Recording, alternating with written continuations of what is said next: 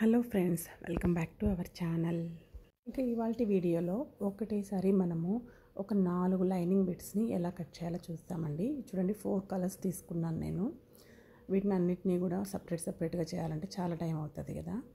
అందుకని ఫస్ట్ దీన్ని canvas prepare చేసుకోవాలండి. మనకు కావాల్సింది మెజర్మెంట్స్, క్యాన్వాస్ పేపర్ కట్ చేసేసుకోవాలి. ఇక స్కేల్ యూస్ చేసి ఇక ఈ పిన్స్ ఇవి కదలకుండా ఈ పిన్స్ పెట్టేసి ఎలా కట్ చేయాలో చూసేయండి. ఇవి మెయిన్ బ్లౌజ్ బిట్స్ అండి. ఇవి తర్వాత కట్ చేద్దాము. ఫస్ట్ ఈ లైనింగ్స్ కట్ చేసేద్దాము. ఈ లైనింగ్స్ అన్నీ కూడా తడిపి ఆరబెట్టి ఇస్త్రీ చేసి పెట్టానండి. ఇక ఒక కలర్ ఇవి తీసి ఫస్ట్ ఫోల్డ్ చేసుకోవాలండి.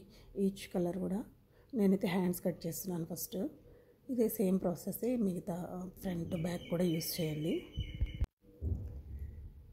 ఇలా చూడండి, సెట్ చేసుకోవాలి. ఇది ఫోల్డింగ్ కరెక్ట్గా దీనికి సరిపోయేలాగా 4 పీసెస్ కూడా సెట్ చేసుకోవాలి. ఇక మార్కర్ తీసుకొని దీనిపైన ట్రేస్ అవుట్ చేయాలండి. ఫస్ట్ దీనికి పిన్స్ అరేంజ్ చేసుకుందాము. ఇది కదలదు యాక్చువల్గా, కానీ మనము సెక్యూర్డ్గా పెడితే మళ్ళీ ఒక 1 ఇంచ్ 1/2 ఇంచ్ మిస్టేక్స్ రాకుండా ఉంటాయి. ఇలా చూడండి, మొత్తం అన్నిటికి కూడా ఇలా పిన్ పెట్టేసుకున్నాను పైన. ఇలా నీట్గా సెట్ చేసిన తర్వాత క్యాన్వాస్ పేపర్ను దీనిపైన పెట్టాలండి. ఏ బ్లౌజ్ అయినా ఏ ఆల్తీ అయినా ఇలా చేస్తే మీకు ఒక గంటలో కనీసం అంటే ఒక 10-15 బ్లౌజెస్ కట్ చేసేయచ్చండి. బ్లౌజెస్ క్లాత్ కూడా ఇలాగే పెట్టేయచ్చు. 2x2 అయితే అసలు కదలనే కదలవు. ఇక మనము శారీలో పీస్ అయితే కొద్దిగా కష్టపడాల్సి వస్తుంది.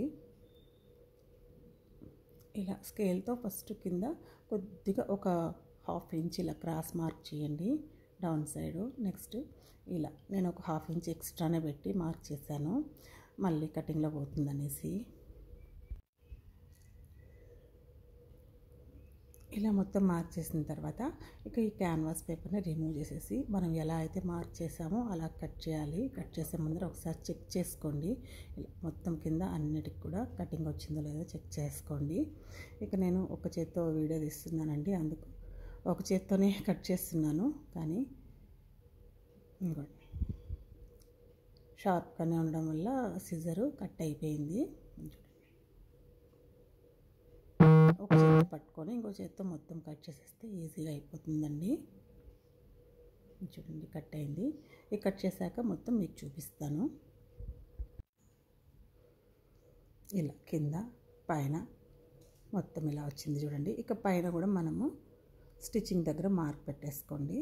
కానీ ఈ మనం క్రాస్ తీస్తాం కదండి, ఈ క్రాస్ ఇప్పుడే కట్ చేయొద్దండి, ఫోల్డింగ్స్ పోతాయి. అది సపరేట్గా తీసి ఇలా మార్క్ చేసుకొని ఈచ్ పీస్ సపరేట్గా కట్ చేయండి. ఒకేసారి మనం సింగిల్ పీస్కి అయితే కట్ చేస్తాం, కానీ చంక క్రాసు ఇలా అన్నీ ఒకేసారి పెట్టి మాత్రం కట్ చేయకండి, తప్పు వచ్చేస్తుంది. ఇంతే ఫ్రెండ్స్, ఈజీగా ఈ పిన్స్ అని రిమూవ్ చేసేయండి. ఇక ఈజీగా స్టిచ్ చేసేసుకోవచ్చు. ఇదండి ఫ్రెండ్స్ ఇవాల్టి వీడియో. Thanks for watching.